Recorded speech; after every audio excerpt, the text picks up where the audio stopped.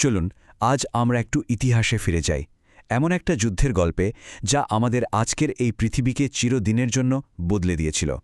হ্যাঁ, কথা হচ্ছে প্রথম বিশ্বযুদ্ধ নিয়ে। আসুন দেখি কিভাবে এর শুরুটা হয়েছিল আর কিভাবে এটা এক নতুন বিশ্ব ব্যবস্থার জন্ম দিল। কিন্তু ব্যাপারটা ভাবলেই অবাক লাগে, তাই না? যে কিভাবে মাত্র কয়েকটা গুলি, স্রেফ একটা হত্যাকাণ্ড, ইতিহাসের অন্যতম ভয়াবহ একটা সংঘাতের জন্ম দিতে পারে। এই রহস্যটারই উত্তর খোঁজার চেষ্টা করব আমরা। তো গল্পের শুরুটা হয়েছিল একটা হত্যাকাণ্ড দিয়ে। চলুন সরাসরি সেই দিনটার ঘটনায় ফিরে যাই, যে ঘটনাটা পুরো ইউরোপকে ঠেলে দিয়েছিল এক ভয়াবহ যুদ্ধের দিকে। দিনটা ছিল 28শে জুন 1914 সাল। অস্ট্রিয়া হাঙ্গেরির যিনি সিংহাসনের উত্তরাধিকারী, সেই আর্চডিউক ফ্রান্স ফার্ডিনান্ড আর তার স্ত্রী সোফি গিয়েছিলেন সারায়েভো শহরে। দিনের শুরুতেই কিন্তু একটা বোমা হামলা থেকে তারা অল্পের জন্য বেঁচে যান। কিন্তু এরপর যা ঘটল সেটাকে ইতিহাসের এক অদ্ভুত পরিহাস ছাড়া আর কিছুই বলা যায় না। আহতদের দেখতে যাওয়ার সময় তাদের গাড়ির চালক হঠাৎ একটা ভুল রাস্তায় মোড় নিয়ে ফেলেন, আর ঠিক তখনই আগের হামলায় যে ব্যর্থ হয়েছিল সে 19 বছরের তরুণ গ্যাব্রিলো প্রিন্সেপের সামনে গাড়িটা এসে থামে। ব্যাস, তার পিস্তলের গুলিতেই সব শেষ। এই হত্যাকাণ্ডের পর অস্ট্রিয়া হাঙ্গেরি এর জন্য সার্বিয়াকে দায়ী করে এবং ঠিক 1 মাস পর 28শে জুলাই তাদের বিরুদ্ধে যুদ্ধ ঘোষণা করে। আর এখান থেকেই বলতে পারেন পুরো ব্যাপারটায় আগুন লেগে গেল। একটা ভয়ঙ্কর ডমিনো এফেক্ট শুরু হলো। সার্বিয়াকে সাপোর্ট দিতে এগিয়ে এলো রাশিয়া, আর তার জবাবে জার্মানি যুদ্ধ ঘোষণা করল রাশিয়ার বিরুদ্ধে। এরপর জার্মানি যখন ফ্রান্স আক্রমণের জন্য নিরপেক্ষ বেলজিয়ামের ওপর দিয়ে গেল, তখন ব্রিটেনও আর চুপ করে থাকতে পারল না। মাত্র 1 মাসের মধ্যে পুরো ইউরোপ এক ভয়াবহ যুদ্ধে জড়িয়ে পড়ল। কিন্তু একটা প্রশ্ন তো থেকেই যায়, তাই না? একটা মাত্র হত্যাকাণ্ড কিভাবে এত বড় একটা বিশ্বযুদ্ধের জন্ম দিতে পারে? আসলে সত্যিটা হলো, এই ঘটনাটা ছিল স্রেফ একটা স্ফুলিঙ্গ। আসল বারুদটা কিন্তু অনেক আগে থেকেই জমা হচ্ছিল। হ্যাঁ, ঠিক এটাই। হত্যাকাণ্ডটা ছিল কেবল একটা ট্রিগার, কারণ ইউরোপ তখন আগে থেকেই একটা বারুদের স্তূপের উপর বসেছিল, যা শুধু একটা আগুনের ছোঁয়ার অপেক্ষায় ছিল। এর পেছনে আসলে 4টে বড় কারণ ছিল যা ইউরোপকে একটা টাইম বোমার উপর বসিয়ে রেখেছিল। প্রথমত, উগ্র জাতীয়তাবাদ, প্রত্যেকটা দেশই ভাবছিল তারাই সেরা। দ্বিতীয়ত, সাম্রাজ্যবাদ। ব্রিটেন আর ফ্রান্সের বিশাল সাম্রাজ্য দেখে জার্মানির মতো দেশগুলো উপনিবেশ দখলের জন্য মরিয়া হয়ে উঠেছিল।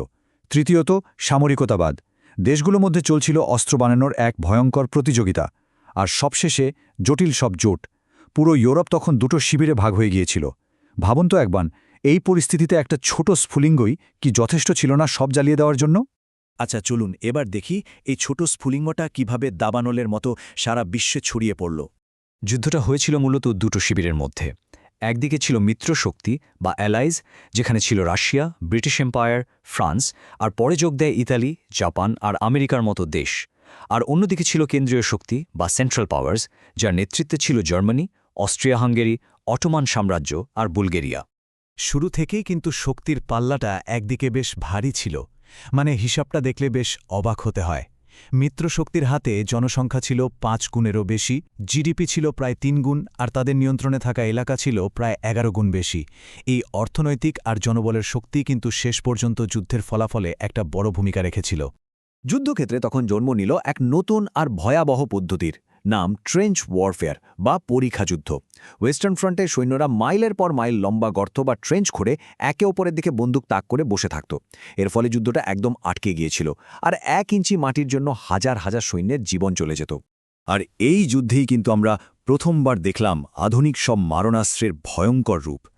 মেশিনগানের অবিরাম গুলি, ফুসফুস পুড়িয়ে দেওয়া বিষাক্ত গ্যাস, আর প্রথমবারের মতো যুদ্ধক্ষেত্রে নামানো হলো ট্যাঙ্ক। সব মিলিয়ে যুদ্ধটা হয়ে উঠেছিল আগের চেয়ে অনেক বেশি ধ্বংসাত্মক।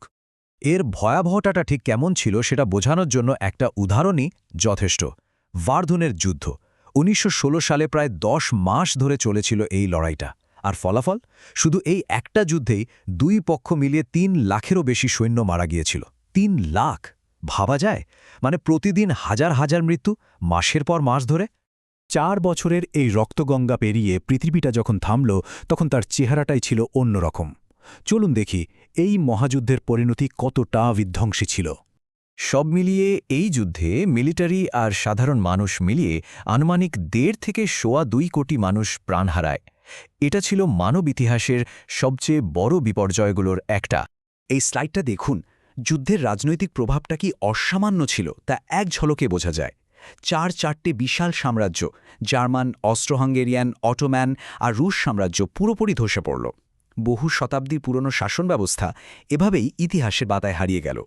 এই সাম্রাজ্যগুলো ভেঙে যাওয়ার সাথে সাথেই ইউরোপ আর মধ্যপ্রাচ্যের ম্যাপটা মানে বলতে পারেন একেবারে নতুন করে আঁকা হল।